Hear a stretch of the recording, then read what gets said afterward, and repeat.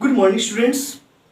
आज हम पढ़ेंगे बिहार बोर्ड क्लास 10th का एनसीईआरटी मैथमेटिक्स से चैप्टर 6 से डेट इज ट्रायंगल।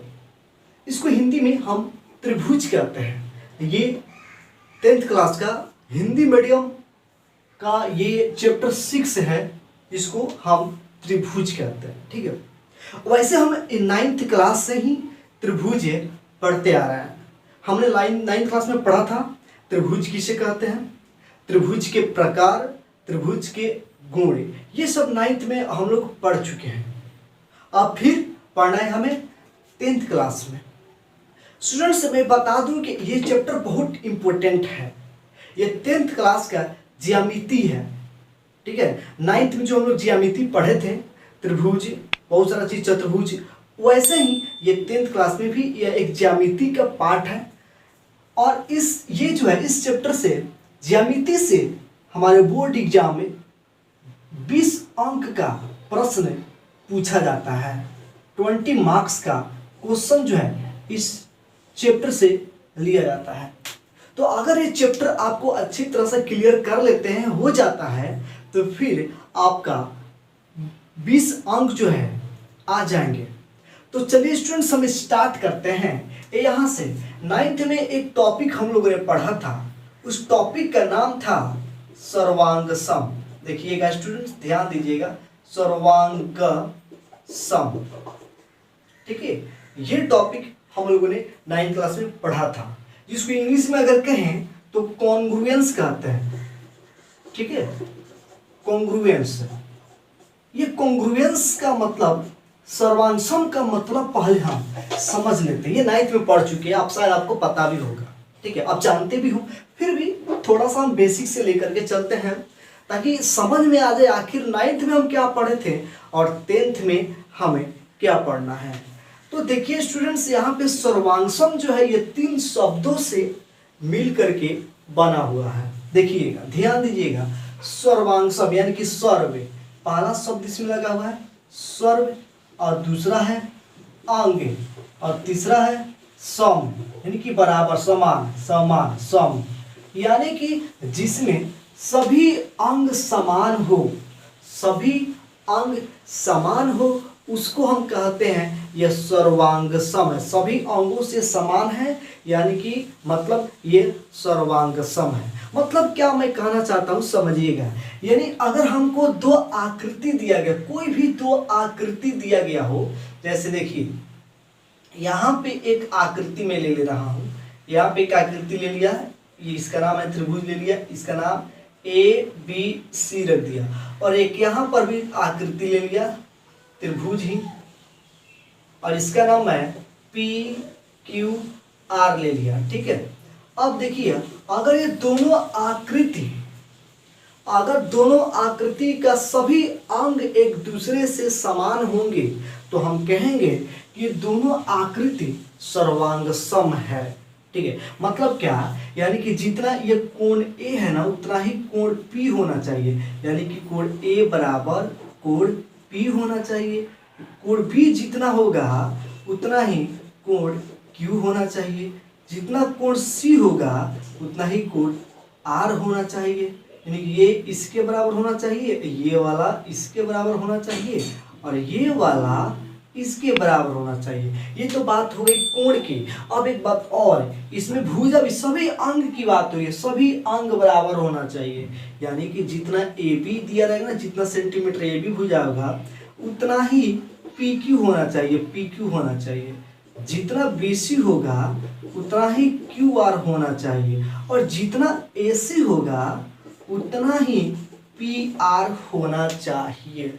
तब हम कहेंगे कि दोनों त्रिभुज का सभी अंग आपस में बराबर हैं, इसलिए दोनों त्रिभुज सर्वांग सम है, दोनों त्रिभुज सर्वांग सम है। अब सर्वांग सम का चिन्ह क्या होता है, तो ये होता है सर्वांग सम का चिन्ह, ये होता है। अब यहाँ पे हम कह सकते हैं, इसलिए त्रिभुज ABC जो है सर्वांग सम है त्रिभुज PQR के। बस इतनी बात आपको समझ में आ गया होगा कि 2 आकृति को हम सर्वांग सम कब कहेंगे?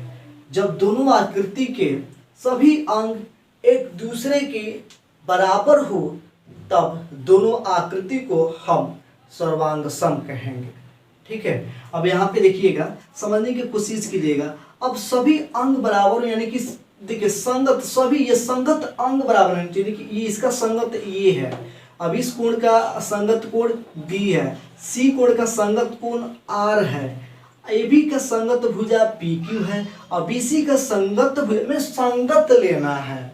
ऐसा नहीं कहेंगे AB बराबर AC, AB, जो AB ले लिए ये PR ले लें, ऐसे नहीं, संगत भुजा संगत भाग की बात करेंगे। ठीक है, तो हम सबसे पहले स्टूडेंट्स यहाँ पे इसका हम एक परिभाषा दे देते हैं आप सभी को, सर्वांगसम आकृतियाँ। सर्वांगसम आकृति क्या होती है? जैसे दो आकृति हैं, ये दोनों आकृति सर्वांगसम है। कैसे? इसका परिभाषा हम क्या दे सकते हैं, कैसे बताएंगे कि दो आकृतियाँ सर्वांगसम होती है? ठीक है, तो यहाँ पे सर्वांगसम आकृति, आप हेडिंग दीजिएगा, यहाँ पे लिखिएगा आप लोग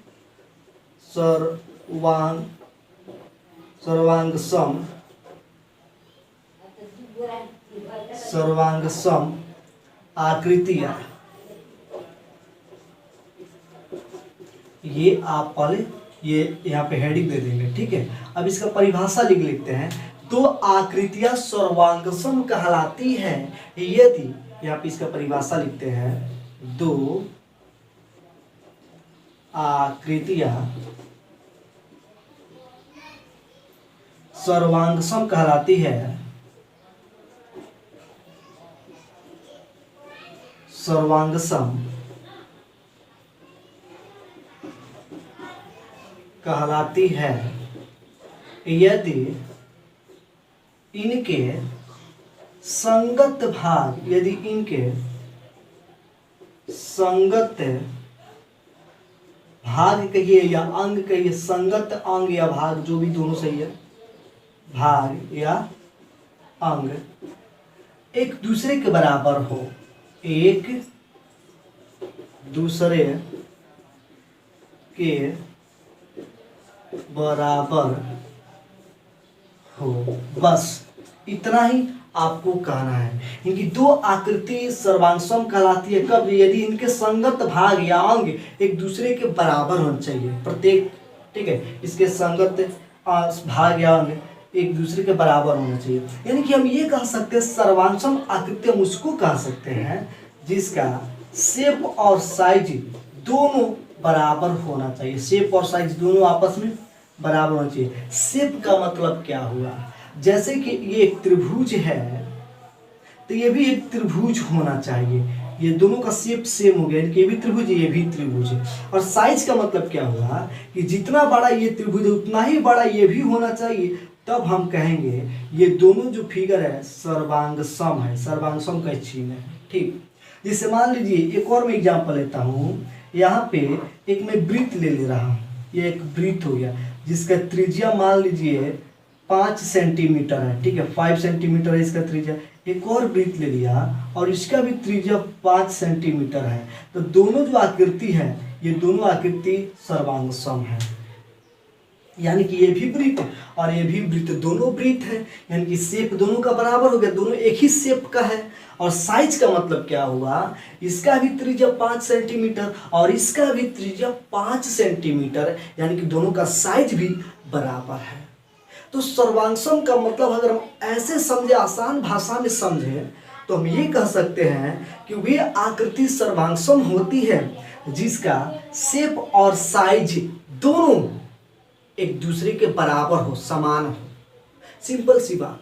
वास्तव में ऐसा नहीं होना चाहिए कि आप एक त्रिभुज ले लीजिए और आप एक वर्ग ले लीजिए और कह दीजिए ये दोनों सर्वांगसम है। नहीं, ये दोनों, ये त्रिभुज का शेप है, ये वर्ग, ये वृत्त का शेप है, वृत्त, ये वृत्त है, ये त्रिभुज है, दोनों का शेप बराबर नहीं है। तो कैसे होगा? यानी कि शेप और साइज बराबर होना चाहिए, शेप भी बराबर होना चाहिए और साइज भी, दोनों आपस में बराबर होना चाहिए। दो फिगर का शेप और साइज सेम होना चाहिए, तो हम कहेंगे कि दोनों आकृति जो है सर्वांगसम है। सिंपल सी बात। ठीक है, अब उसके बाद हम लोगों ने क्लास 9 में सर्वांग समता का रूल नियम भी हम लोगों ने पढ़ा था, सर्वांग समता का नियम। जैसे हम लोगों ने 9 सबसे पहले स्टूडेंट्स आप इस पहले नोट कर ले, क्योंकि आप स्पेस नहीं है और मैं इसको इरेज करूंगा।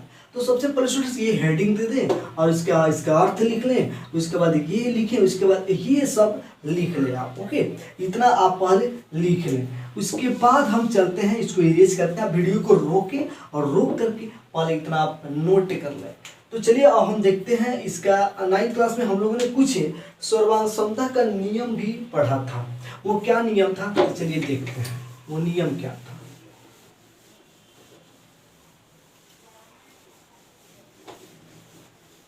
चलिए, जैसे हम लोगों ने पढ़ा था नियम भुजा भुजा भुजा, एस एस एस नियम हम लोगों ने पढ़ा था, है ना। एस एस एस नियम पढ़ा था, एस ए एस भुजा कोण भुजा नियम, बहुत सारे नियम 9th क्लास में हम लोगों ने पढ़ा था। सर्वांग समता का नियम, नहीं त्रिभुज के सर्वांग समता का नियम, है कि नहीं स्टूडेंट्स। लेकिन अभी इतना बात हम लोगों ने किया, ये सभी बात का जिक्र क्लास 10th में नहीं करना है, ये सब क्लास 10th में नहीं पढ़ना है। क्लास 10th में क्या पढ़ना है देखते हैं। ये सब जो भी हमने बात बताया यहाँ पे, ये सब बातें क्लास 9 की थी। क्लास 9 में जो भी बातें पढ़ना था, ये मैंने यहाँ पे थोड़ा सा उसका चर्चा कर लिया हल्का फुल्का। अब हमें क्लास 10th में क्या पढ़ना है, क्लास 10th में हमें पढ़ना है समरूप पढ़ना है, समरूप, ठीक है। ये हमें क्लास 10th में पढ़ना है। इसको इंग्लिश में कहते हैं सिमिलर। क्या कहते हैं, सिमिलर। हमको 9th क्लास में सर्वांशर पढ़ना था, कॉन्ग्रुएंस, और 10th क्लास में समरूप पढ़ना है, सिमिलर, ठीक है। तो चलिए अब हम यहाँ पे समझ लेते हैं समरूप का मतलब क्या होता है। सम यानी कि समान, और रूप माने कि उसका जो है क्या बोलते हैं, उसका शेप समान शेप होना, उसका आकृति जो है, दो आकृति जो है एक ही जैसा होना चाहिए, उसको हम समरूप कहते हैं। समझिएगा समरूप का मतलब क्या हुआ, समान रूप, समान रूप को हम लोग समरूप कहते हैं, ठीक है। अब देखिए, जैसे मान लीजिए स्टूडेंट्स, ये एक त्रिभुज हो गया, ठीक है, और ये भी क्या है, ये भी एक त्रिभुज हो गया। अब यहाँ पे दो यहाँ पे जो आकृति दिया गया है, दोनों का जो रूप है समान है, ये भी त्रिभुज सेम दिख रहा है, तो हम कहेंगे ये दोनों आकृति जो है समरूप है। बात समझ में आ रहा है। अब छोटा हो या बड़ा हो, छोटा बड़ा से नहीं मतलब है, ठीक है। बस दोनों एक जैसा त्रिभुज है, ऐसा नहीं कहा देंगे कि एक ऐसा त्रिभुज है और एक ये वाला त्रिभुज समकोण त्रिभुज ये ले लेंगे, नहीं, तो ये समरूप नहीं कहलाए, क्योंकि ये दूसरा त्रिभुज हो गया, ये अलग त्रिभुज है, ये अलग त्रिभुज है। लेकिन समान त्रिभुज होना चाहिए, एक जैसा फिगर होना चाहिए। जैसे मैं कहूँ, एक और एग्जाम्पल है, ये पहला एग्जाम्पल हो गया समरूप का, और एक और मैं एग्जाम्पल ले लूँ, जैसे ये हो गया वृत्त और ये हो गया वृत्त, दोनों वृत्त ही हैं, एक छोटा है और एक बड़ा है, कोई फर्क नहीं पड़ता है, दोनों जो आकृति है समरूप आकृति है। और समरूप आकृति का जो संकेत, समरूप का संकेत ये होता है ऐसे, ये दोनों आकृति समरूप है।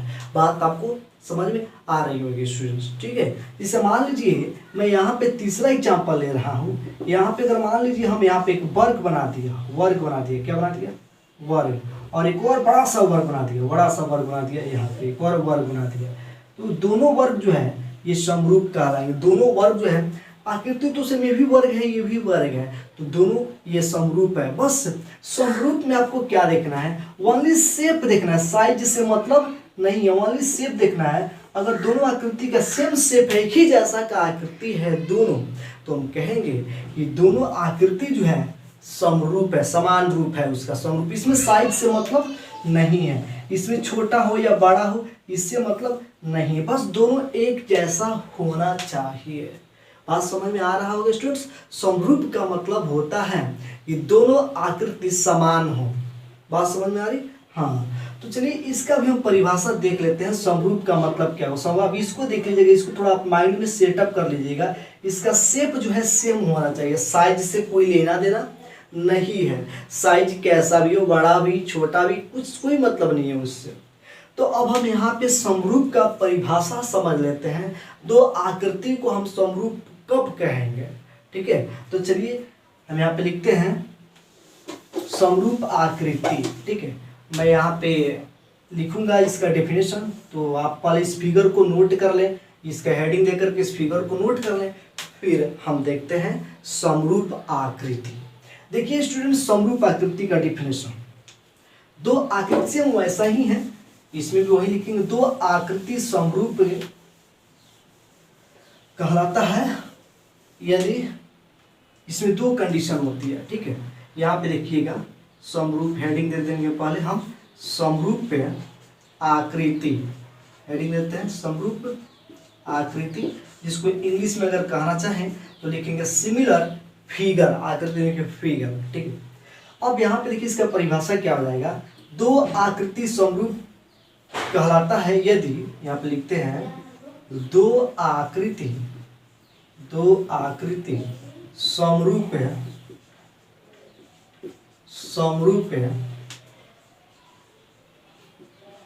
कहलाता है यदि स्टूडेंट्स यहाँ पे ध्यान दीजिएगा, दो आकृति समरूप कब कहलाता है, प्यार से समझिएगा, कब हम कहेंगे कि दोनों आकृति एक दूसरे के समरूप है। बात समझने के लिए तो हम समझ गए कि वो सेम आकृति होना चाहिए ना, उसका शेप बराबर होना चाहिए, सेम शेप होना चाहिए, बराबर की बात नहीं, सेम होना चाहिए, शेप एक जैसा होना चाहिए। अब इसका मैथमेटिकल डिफिनेशन ये कहता है कि मैथमेटिक्स और गणित में क्या कहते हैं कि दो आकृति समरूप कहलाता है यदि उनके संगत कोण बराबर हो,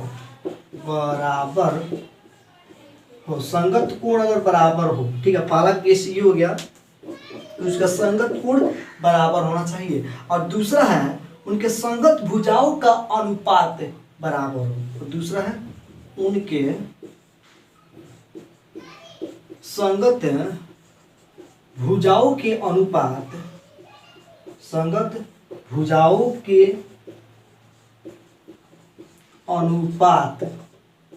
बराबर हो।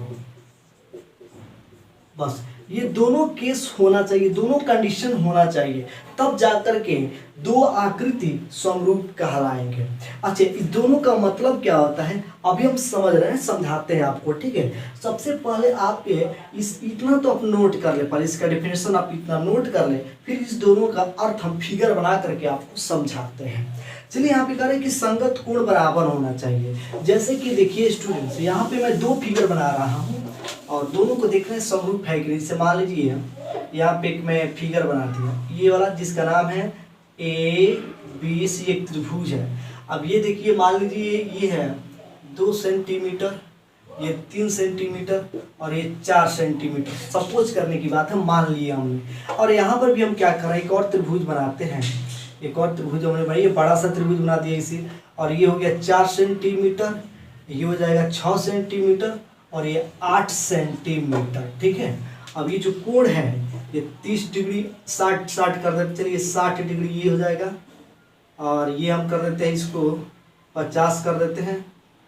और चलिए थोड़ा सा इसको एक काम कर लेते हैं, अगर हम इसको 60 करते हैं और इसको 50 करते हैं और इसको 70 कर देते हैं। ठीक है, और इसमें भी इसको हम 60 कर देते हैं, ये 50 कर दिए और ये 70 डिग्री कर दिए। अब हम देखते हैं इसका मतलब, उनके संगत कोण बराबर होना चाहिए। तो देखिए दोनों आकृति में संगत कोण बराबर है, यहाँ पे PQR नाम दे देते हैं, PQR। संगत कोण बराबर का मतलब जितना कोण ए होना चाहिए उतना ही कोण बी होना चाहिए, 60 बराबर है। अब यहाँ पे जितना कोण बी होना चाहिए उतना ही कोण क्यू होना चाहिए, ये भी बराबर है। अब जितना कोण सी होना चाहिए उतना ही कोण आर होना चाहिए, ये भी बराबर है। तो संगत कोण बराबर का मतलब आपको समझ में आ गया होगा, इस संगत कोण बराबर होना चाहिए। एक बात तो ये हो गई, इसके साथ साथ उनके संगत भुजाओं का अनुपात, संगत भुजाओं के अनुपात बराबर, अनुपात संगत भुजाओं का अनुपात का मतलब क्या था, देखिए मतलब AB बटा PQ, P के अनुपात यानी कि बटा में, अनुपात मैंने बटा में होता है, बटा करना, ठीक है, भाग करना। तो ये वाला AB लेंगे और बटा में PQ लेंगे। अब इसको देखते हैं अनुपात कितना, 2/4 के कैंसिल होगा तो कितना, 1/2। अब इसके बाद BC उठाएंगे, BC और बटा में क्या लेंगे, QR लेंगे, BC बटा QR, तो ये हो जाएगा 3, ये हो जाएगा 6, कटाएंगे तो 1/2, ये भी 1/2 आ गया, ये भी 1/2 आ गया। अब ये AC लेंगे, ये वाला AC और ये वाला PR ले लेंगे, PR। अब इसको देखते हैं, ये 4/8 है, ये भी 1/2 हो गया। यानी कि संगत भुजाओं का जो अनुपात आ रहा है ये भी बराबर आ रहा है। इसका मतलब ये हुआ कि दोनों जो आकृति है, ये दोनों आकृति समरूप है। हम कह सकते हैं त्रिभुज ABC जो है ये समरूप है त्रिभुज PQR के। समरूप का संकेत है ये वाला, समरूप का, ठीक है। बस यही है समरूप त्रिभुज। कोई किसी भी फिगर का अगर समरूप बताना हो, हम कैसे बताएं? कोई भी आकृति, कोई भी दो आकृति समरूप कब होती है? तो जब उसके संगत कोण बराबर होते हैं, आपस में संगत कोण उसके बराबर हो और उसकी संगत भुजाओं का अनुपात, इसमें नहीं देखना कि ये दो है तो ये भी 2 होना चाहिए, इसमें ये बराबर नहीं देखना, वो सर्वांशों में देखना था जो 9th क्लास में हम लोग पढ़े थे कि ये 2 है तो ये भी 2 होना चाहिए, ये 3 है तो ये भी 3 सेंटीमीटर होना चाहिए। ये सब बातें हम लोग 9th क्लास में किए थे। यहाँ पे अनुपात बराबर होना चाहिए, संगत भुजाओं का अनुपात। ये 2 हो गया AB/PQ, 2/4 जितना आएगा उतना ही 3/6 भी आना चाहिए कैंसिल करने पर, अनुपात बराबर होना चाहिए, ठीक है। तो अगर आपसे कोई पूछेगा कि दो आकृति समरूप कब कहे जाते हैं, कब कहलाता है, तो हम कहेंगे दो आकृति समरूप कहलाता है यदि उनके संगत कोण बराबर हो एवं उनके संगत भुजाओं का अनुपात बराबर हो।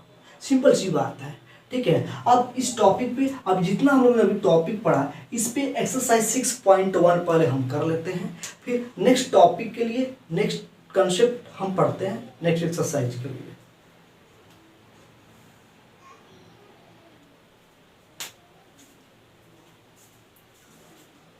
स्टूडेंट्स, अभी तक हम लोगों ने जितना भी कंसेप्ट पढ़ा, इतना कंसेप्ट से एक्सरसाइज 6.1 प्रश्नावली 6.1 जो है और क्वेश्चंस बन जाएगा, कुछ खास नहीं है उसमें। अब प्रश्नावली 6.2 के लिए हम और भी कंसेप्ट पढ़ेंगे जो कि है थेल्स प्रमेय। तो ये पहले हम इसको देख लेते हैं और नेक्स्ट वीडियो में प्रश्नावली 6.2 के लिए कंसेप्ट पढ़ेंगे जो कि है थेल्स प्रमेय। तो फिलहाल हम इससे प्रश्नावली 6.1 को देख लेते हैं। देखिए, आप बुक लेकर बैठिएगा स्टूडेंट्स, आप बुक लेकर के बैठिए, क्वेश्चन देखिए, क्योंकि मैं यहाँ पे क्वेश्चन लिखूंगा नहीं, बस समझाऊंगा, आपको समझ में आना चाहिए। जैसे यहाँ पे पहला क्वेश्चन में कह रहा है कि सभी वृत्त डैश होते हैं। अब आपको ऑप्शन में दिया है सर्वांशम या समरूप। तो सभी वृत्त क्या होंगे, सर्वांशम होंगे या समरूप होंगे? तो समरूप होंगे स्टूडेंट्स। देखिए, अब ये वृत्त, एक वृत्त हो गया और एक ये वृत्त हो गया, क्या दोनों वृत्त सर्वांशम है? नहीं। सर्वांशम का मतलब कि ये दो समान बराबर होना चाहिए, और समरूप का मतलब कि एक जैसा फिगर होना चाहिए। ये भी वृत्त बड़ा हो या छोटा, बड़ा छोटा से मतलब नहीं है। तो जितना भी वृत्त होंगे वे सभी वृत्त समरूप होंगे, सर्वांशम नहीं होंगे। तो इसमें आपको क्या भरना है, समरूप है। तो 1 नंबर में आपको भरना है क्या, समरूप है। जितने भी वृत्त होते हैं सभी समरूप होते हैं, सर्वांशम नहीं भरना है, ठीक है। अब यहाँ पे सभी वर्ग, हाँ सभी वर्ग क्या होंगे, समरूप ही होंगे। वर्ग एक छोटा बनाइए एक बड़ा बनाइए, वो समरूप है, सर्वांशम नहीं कह सकते हैं, ठीक है। तो इसमें भी आंसर हो जाएगा समरूप है, सभी वर्ग समरूप होते हैं। तीसरा क्वेश्चन देखते हैं, इसमें क्या कहा जा रहा है कि सभी त्रिभुज समरूप होते हैं, समद्विबाहु या समबाहु। देखिए स्टूडेंट्स, समबाहु त्रिभुज जितने भी है ना, वे सब समबाहु त्रिभुज जो हैं क्या होंगे, तो वे समरूप होगा। समद्विबाहु नहीं, देखिएगा समझने की कोशिश कीजिएगा। समबाहु त्रिभुज क्या, जितना ये होगा उतना ही बड़ा ही होगा। समबाहु त्रिभुज दोनों त्रिभुज आपस में बराबर होंगे, दोनों त्रिभुज आपस में बराबर होंगे, यानी कि जितना भुजा ये होगा उतना ये, जितना ये जितना ये, ठीक है। सभी कोण आपस में बराबर होंगे। तो यहाँ पे अगर प्रत्येक भुजाओं का असंगत भुजाओं का अनुपात अगर हम निकालें तो बराबर आएगा, और कोण तो आपस में बराबर होगा ही, सभी कोण एक दूसरे के बराबर होगा, 60-60-60 समबाहु त्रिभुज। तो यहाँ पे समबाहु लिखेंगे, ठीक है। क्या लिखेंगे, समबाहु त्रिभुज। जितने भी समबाहु त्रिभुज होते हैं वे सब समरूप होते हैं, ठीक है। समद्विबाहु नहीं लिखेंगे। अब यहाँ पे नेक्स्ट क्वेश्चन है चौथा नंबर, भुजाओं की समान संख्या वाले दो बहुभुज समरूप होते हैं यदि उनके संगत कोण बराबर। संगत कोण क्या होना चाहिए, बराबर होना चाहिए। तो 1 में भर देंगे संगत कोण बराबर, 1 में भर देंगे, चौथा नंबर 1 में बराबर, संगत कोण बराबर बराबर होना चाहिए। और उसके बाद फिर क्या दे रहा है, उनकी संगत भुजाएं समानुपाती, एक में समानुपाती, संगत भुजा की बात करेगा तो समानुपाती, और कोण की बात करेगा तो बराबर। बस सिंपल सी बात है।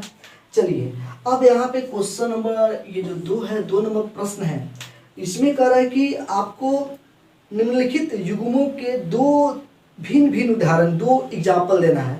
जोड़ा फिगर का बन देना एग्जाम्पल, जैसे समरूप आकृति, 2 समरूप आकृति के एग्जाम्पल देना है। यार बहुत सारा है, जो वृद्धि ले लो ना, तो ये एक ये हो गया। समबाहु त्रिभुज ले लो, समबाहु त्रिभुज की ये हो गया, ठीक है। वर्ग ले लो, वर्ग भी हो जाएगा, बहुत सारा हो जाएगा। समरूप आकृति का उदाहरण देना तो आप दे सकते हैं बहुत। अब ऐसा आकृति जो समरूप नहीं है, जो समरूप नहीं है उसका उदाहरण लीजिए। तो एक वर्ग ले लीजिए और एक आयत ले लीजिए, समरूप कभी नहीं होगा।